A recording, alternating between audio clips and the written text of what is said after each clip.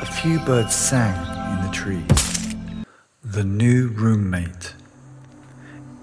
It was a quiet afternoon when Emma arrived at the apartment.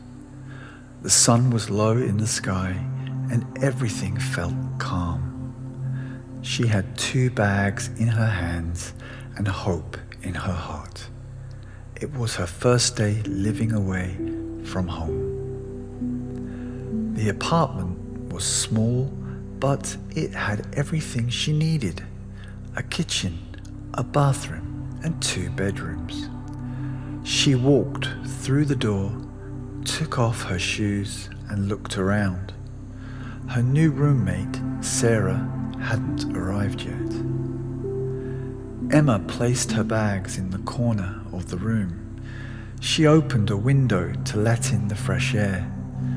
The sounds of the street outside were soft and distant. A few birds sang in the trees. Later, Sarah arrived. She was tall, with a dark hair and a big smile. They said hello and talked for a while. Emma felt happy. Maybe this would work out. They seemed very different, but both were kind. That night, Emma wanted to sleep early. She had a long day and felt tired. But Sarah played music late into the night. The sound filled the small apartment. Emma couldn't rest. She turned in her bed and stared at the ceiling. In the morning, Emma made coffee and sat at the table. She didn't want to start a fight, but she also needed sleep. Sarah came into the kitchen, smiling again.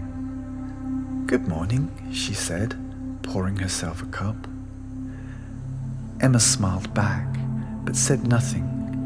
She didn't know how to bring it up. After a moment, she said softly, "I couldn't sleep well last night." Sarah looked surprised. "Oh no, was the music too loud?" Emma nodded a little. "I usually go to bed early. Maybe we can make a plan?"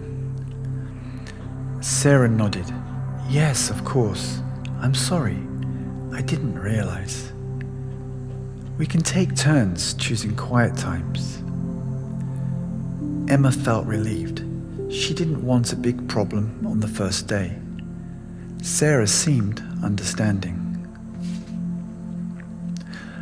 That evening, they cooked dinner together. They made pasta and shared a meal at the table. They talked about their favorite movies and the places they wanted to travel. Emma felt warm inside. She didn't know what the future would bring, but tonight she felt safe. She was learning that living with someone meant being open, listening, and finding a balance. And as she got ready for bed, the room was quiet. Sarah was reading a book, and the soft light made shadows on the wall. Emma smiled. "Good night," she whispered. "Good night," Sarah replied. And this time, Emma closed her eyes, and soon she was asleep.